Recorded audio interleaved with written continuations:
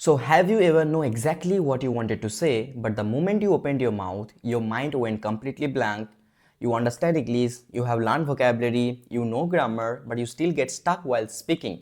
So do you know why does it happen? And more importantly, how can you fix it?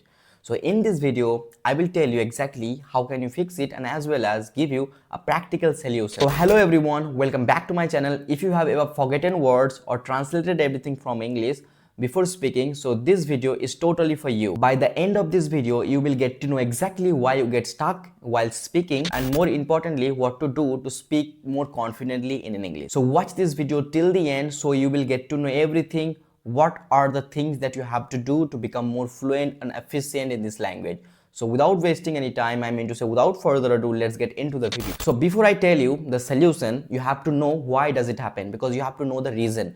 Because if you do not know the reason, how can you fix your problem, right? So you have problem while speaking, that's why you have to know the problem, then you can get to know your reason. So the problem number one is you are translating everything in English. So this is actually the biggest problem for an English learner, because they translate a lot. Even I used to do the same things when I was a beginner.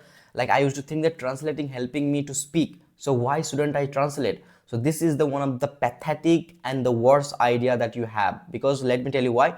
Because if you translate everything, every single word, every single sentence while speaking, while having conversation with anyone, so this is one of the pathetic, because English is different and your mother tongue, whatever the language you are actually taking the help or using or while translating, because those are different and that is different.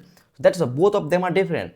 In a certain time, if you are a beginner, in a certain time it's okay to translate, but you are actually not a beginner at all. You learned a lot from this language and you are not a beginner at all, and you are facing lots of problem. You're not able to speak quite fluently, you getting stuck. The reason is translating. So stop translating in your head. Translating sabotaging your speaking ability or speaking skill. So stop translating if you want to become fluent. This is the first thing I would say. Stop doing it right now. This is the first mistake or first problem that you are doing. So the second problem is fear of making mistakes. And I had this problem. Even many people also have the same problem.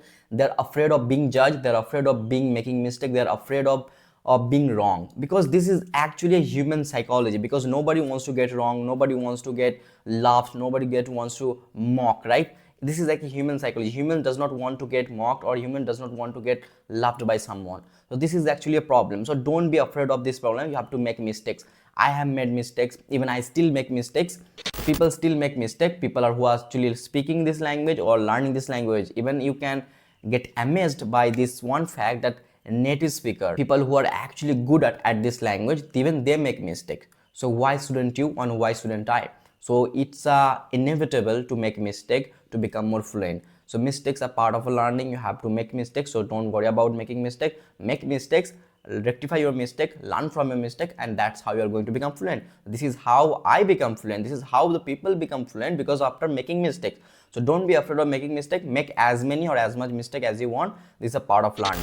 So you people have that fear of making mistake. This is also a reason that you are not fluent yet. You do not know how to speak. You are afraid of speaking. Okay, so the problem number 3 is you learn too much but you speak little. Let me tell you why I'm saying that. Watching videos, reading grammar books, memorizing vocabulary, these are okay. These are okay. These are helpful for you to become more fluent in this language. But these are input, not output. These are okay to make you, but only speaking is the only way to become more fluent or efficient in this language. So you have to speak every day. So you learn too much, like you memorize vocabulary, you watch videos, you watch English movies, but you don't speak enough. So I can give you a great example. You can't become a swimmer just by watching swimming video, watching swimming books, or just reading swimming books. This isn't going to help you at all. So if you want to become a swimmer, you have to jump into the water, you have to get into the water. That's how you're going to learn how to become a swimmer, how to swim. So this is English also exactly same. If you want to become fluent, you have to speak each and every single day, whether 10 minutes, 20 minutes, 30 minutes, or 40 minutes, or maybe 1 hour. That's up to you. But you have at least try to speak something in English, because when you speak, you will trying to speak, because your mind will get used to it, your mind will get habitual with it. So that's why I'm saying speaking is inevitable. You have to speak every single day, whether you like it or not. You have to speak every day if you want to become fluent and efficient in this language. So learning too much or not speaking at all won't going to help you. This is also a mistake majority of people are who learning this language or interested in learning this language, they make this mistake. So don't make the same mistakes, the mistake that I made, even the people are also making. So don't do this mistake at all. Stop doing this mistake. So now here is the final part. So final part is how to fix it. Speak 5 minutes or 10 minutes every day. Speak every day. This is the first thing that you have to do. If you do not speak, I told you in the first time that if you do not speak, how can you become fluent? If you want to become a swimmer, how to you have to get into the water. That's how you become a swimmer.